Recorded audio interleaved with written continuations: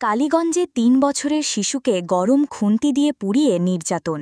ঝিনাইদহের কালীগঞ্জে ৩ বছরের এক শিশু তার আপন বাবা মায়ের অমানবিক নির্যাতনের শিকার হয়েছে। অভিযোগ উঠেছে, শিশুটিকে গরম খুন্তি দিয়ে পুড়িয়ে গুরুতর দগ্ধ করা হয়েছে। বর্তমানে সে কালীগঞ্জ উপজেলা স্বাস্থ্য কমপ্লেক্সে মৃত্যুর সঙ্গে লড়ছে। হাসপাতালে চিকিৎসাধীন অবস্থায় শনিবার ১৬ আগস্ট শিশুটির কান্নায় আকাশ বাতাস ভারী হয়ে উঠেছে। তার শরীরের বিভিন্ন অংশ দগ্ধ ও ক্ষতবিক্ষত। সরেজমিনে গিয়ে দেখা যায়, হাসপাতালের বিছানায় ব্যথায় ছোট্ট শিশুটি ছটপাট করছে।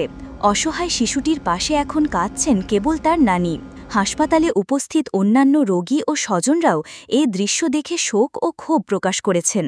স্থানীয়রা জানান, শিশুটির বাবা মা দীর্ঘদিন ধরে পারিবারিক দ্বন্দ্বে জড়িত ছিলেন। সেই বিরোধের জেরেই নিষ্পাপ শিশুটি এ নৃশংস নির্যাতনের শিকার হয়। ঘটনার পর শিশুটির মা পালিয়ে যায়।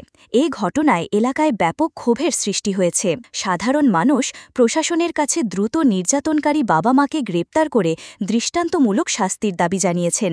মানবাধিকার কর্মীরা বলেছেন, এ ধরনের পাশবিক নির্যাতন শুধু একটি শিশুর জীবনকেই নয়, সমাজের বিবেককেও প্রশ্নবিদ্ধ করে।